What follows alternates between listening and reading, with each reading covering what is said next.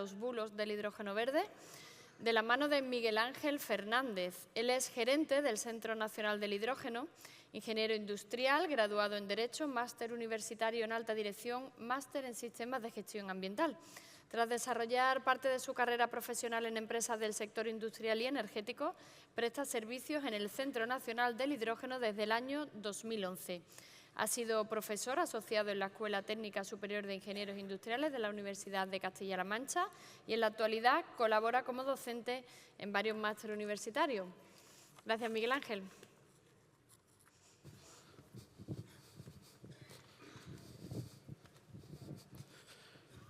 Muchas gracias, un honor estar aquí. Me ahorro los agradecimientos porque tenemos mucho de lo que hablar y muy poco tiempo.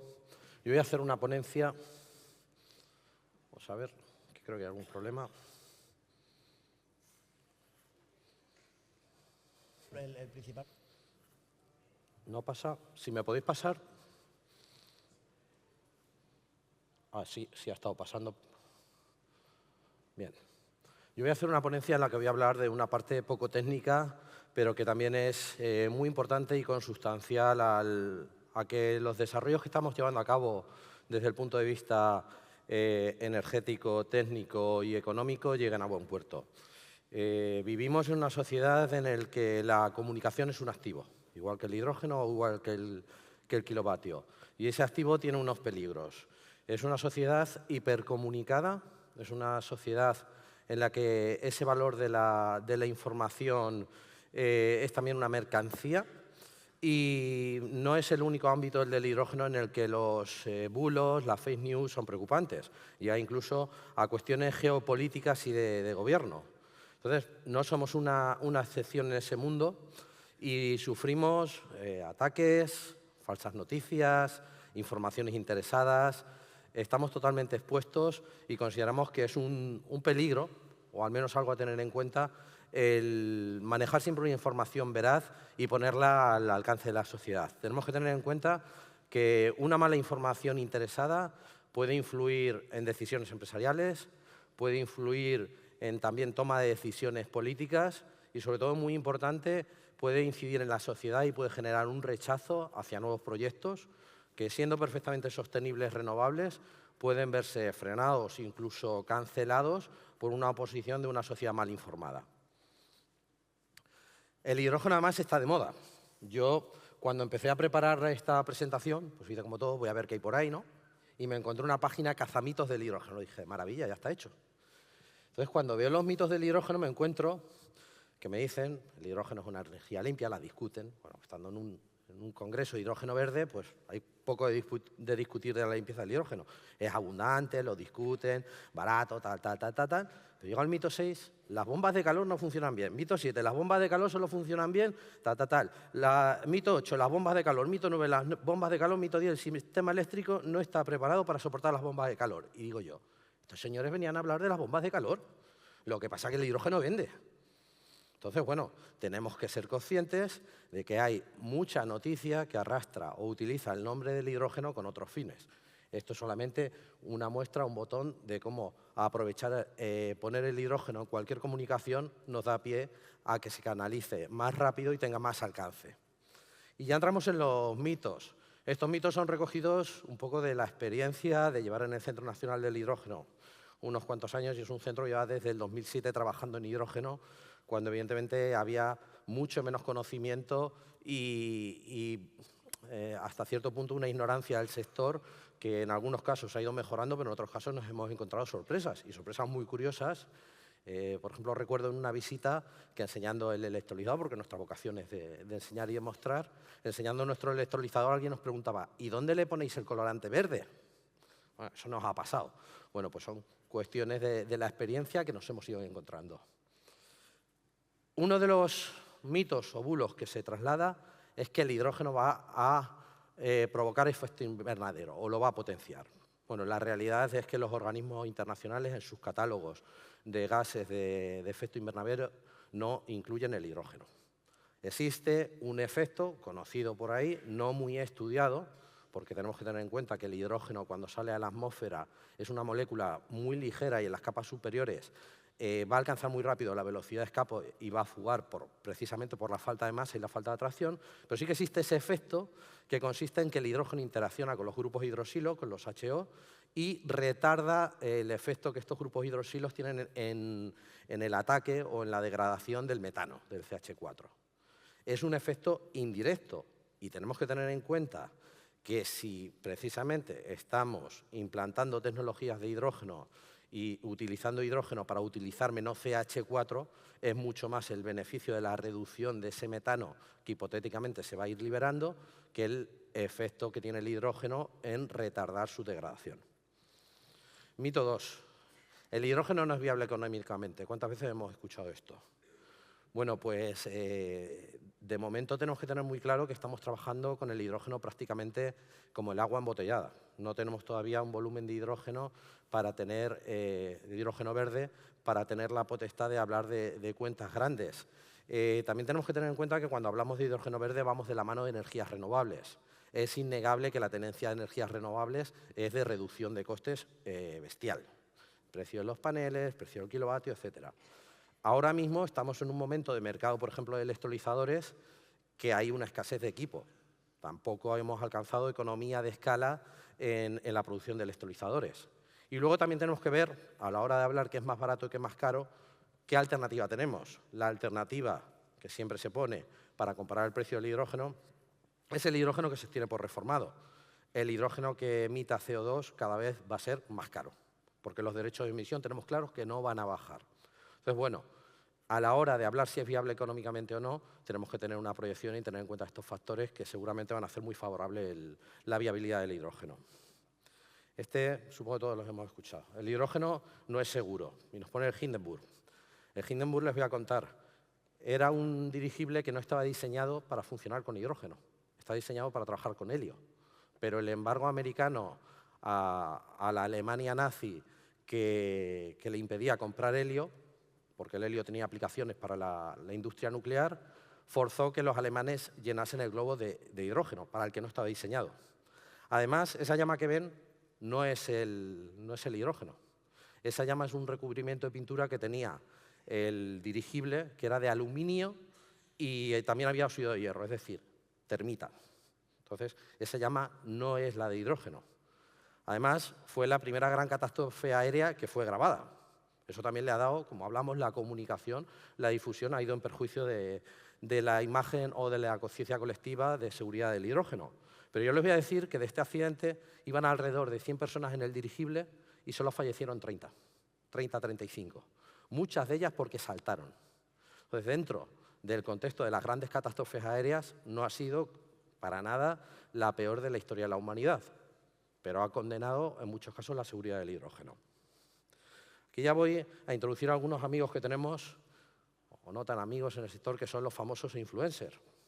Entonces, a pesar de que los señores de EuroNCAP en el año 2018 denominaron al Hyundai Nexo como el vehículo de pila de combustible, el vehículo de pila de combustible de Hyundai lo denominaron dentro de su categoría el coche más seguro en los ensayos, pues nos encontramos luego en las redes con cosas como esta. El principal problema que hay es que hay que comprimirlo para meterlo en un coche. Y cuando tú lo comprimes, lo llevas a presiones de 600, 700 bares. Claro. Si explota, y esto sí que es cierto que es muchísimo más seguro de lo que os imagináis, y no quiero alarmar a nadie, pero si explota una botella de hidrógeno, vuela a Madrid. ¿Esto es así? Bueno, pues es lamentable, pero les puedo asegurar que mucha más gente ve el vídeo de este influencer que lee los ensayos, los resultados de los test de EuroNCAP. Y es algo que tenemos que tener muy presente. Este tipo de opiniones pueden ser muy dañinas. La realidad... Aquí si me bajáis el volumen, por favor. Gracias. Esto es una realidad de un incendio de hidrógeno. Yo no voy a ser el que diga aquí que el hidrógeno está libre de riesgos, porque creo que es una de las características en las que tenemos que trabajar y no nos podemos permitir tener accidentes, pero tampoco podemos alarmar. El hidrógeno, este es un ejemplo que van a ver de la Universidad de Miami, en la que provoca un incendio en características similares, un poro, una fuga en el depósito, en un vehículo de hidrógeno y una de gasolina. Y esto es lo que pasa. Quien haya visto un fuego, un accidente de gas, lo que se produce es que el fuego sale, o el gas sale a presión, se inflama y crea este tipo de penacho. ¿Qué ventaja tiene el hidrógeno? Pues que sube muy rápido, sale en gran cantidad porque es una molécula muy pequeña y lo vamos a consumir muy rápido.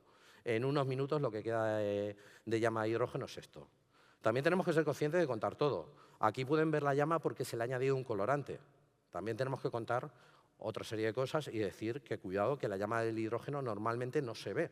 Hasta que no afecta a otros compuestos presentes no se va a ver. Pero tenemos que decir tan claro que un fuego de gas es eso.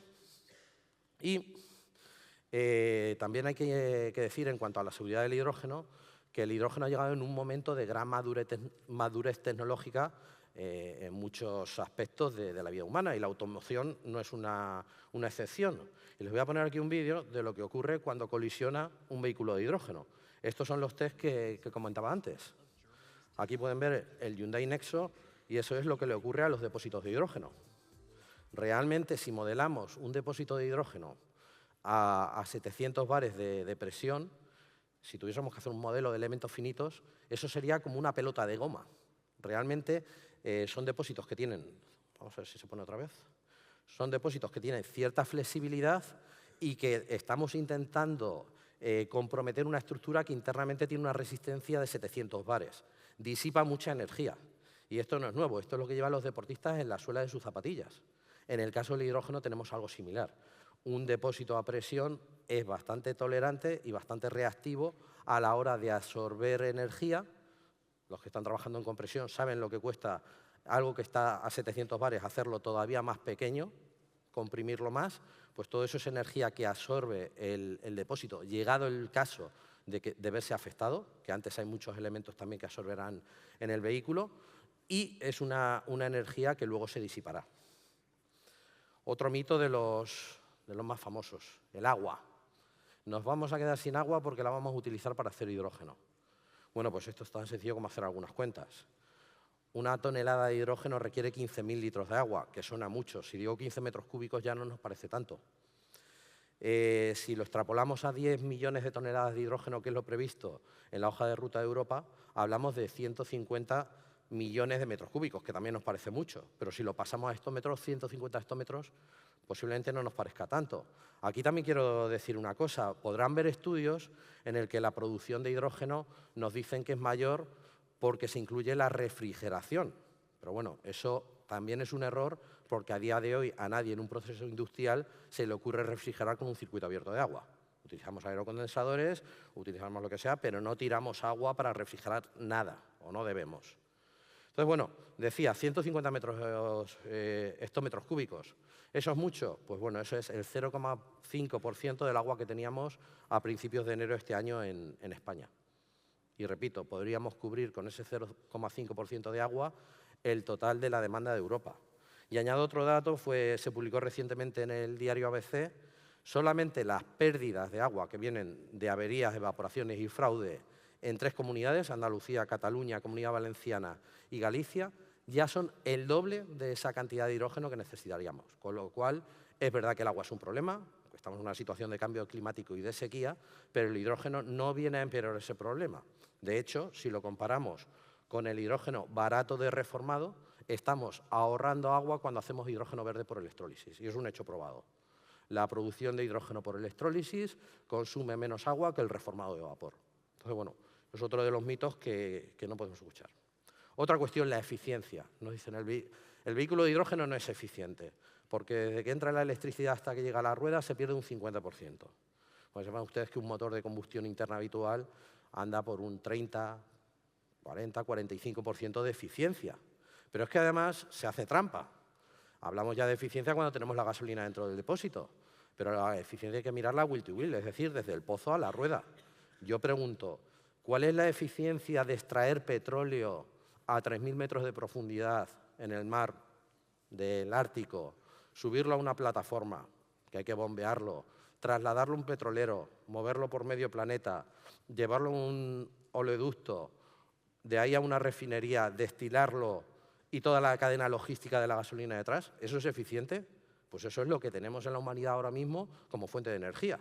Entonces, no nos debe preocupar tanto la eficiencia del 60-65% de una pila. Además, tenemos que tener en cuenta, con respecto a otras alternativas, que el vehículo de hidrógeno no se descarga con el tiempo ni le afecta la temperatura.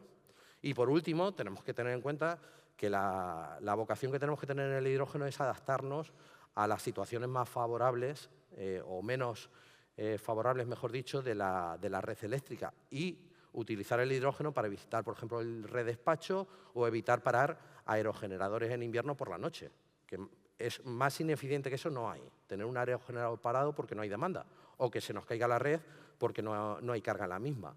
Es ahí donde realmente el hidrógeno tiene un sentido y no solo voy a decir que es eficiente, sino que además ayuda a la eficiencia global de la red de transmisión de energía. El hidrógeno no se puede almacenar.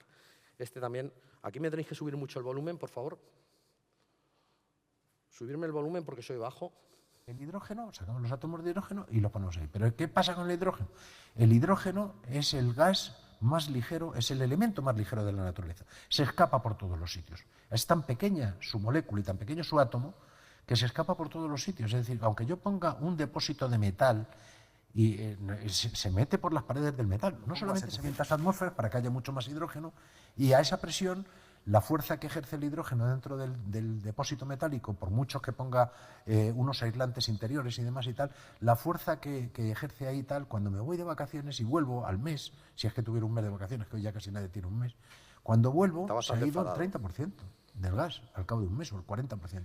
Pero ¿cómo voy a hacer la logística cuando ustedes van al puerto de Cartagena o al puerto ahí en Puerto Llano o a Tarragona, donde hay refinerías, o a Cádiz? La logística gigantesca de almacenamiento gigantesco de la energía que se necesita en forma de combustible fósil en todos esos grandes depósitos para hacer una distribución racional y que todo el mundo esté abastecido como hoy estamos acostumbrados, se puede hacer con fósiles. Pero con el hidrógeno no, porque es que a los 5 años le doy una toba al depósito de Cádiz o al depósito de Tarragona y si ha tenido hidrógeno se me cae abajo, porque está corroído por lo que llaman en inglés embrittlement. Es decir, es una especie de... se forma un hidruro y debilita el metal y lo termina corroyendo. Entonces, ¿cómo van a resolver eso? ¿Qué vamos a hacer ahora? ¿Gasoductos de hidrógeno por todo el país? Bueno, pues ven que es una persona muy legítimo, que sobre todo cuenta muy bien las cosas con mucha seriedad, pero el mensaje está totalmente equivocado. Llevamos muchos años en las refinerías y en otras industrias manejando toneladas de hidrógeno y nos están colapsando los depósitos todos los días. Mezcla fenómenos de embrittlement, que es más específico en soldaduras y que puede producir algún poro o algún defecto, con otras cuestiones que las lleva a un punto irracional. La realidad es que a día de hoy existen métodos técnicos totalmente seguros y probados, materiales, procedimientos de soldadura para trabajar perfectamente con el hidrógeno. No es verdad que el hidrógeno no se pueda almacenar y tenemos que tener en cuenta que además esta técnica está siendo, el hidrógeno decía antes, está de moda, una cuestión que está avanzando en cuanto a desarrollo de materiales y de tecnología. Y por último, y me viene muy bien el siguiente ponente, hay una cuestión que hemos escuchado todos. Eso del hidrógeno es un chiringuito. Bueno, pues yo traigo datos. Este es el censo de la Asociación Española del Hidrógeno, que analiza 361 proyectos. Bueno, pues la realidad es que de 36.000 millones que se invierten en todos esos proyectos, únicamente 2.650 millones son de origen público. Entonces, que alguien me diga qué otra tecnología o qué otro sector es capaz de multiplicar la inversión pública y convertirla a inversión privada en estos niveles. Bueno, finalmente, con esto le doy las gracias y les dejo con el siguiente ponente. Muchas gracias.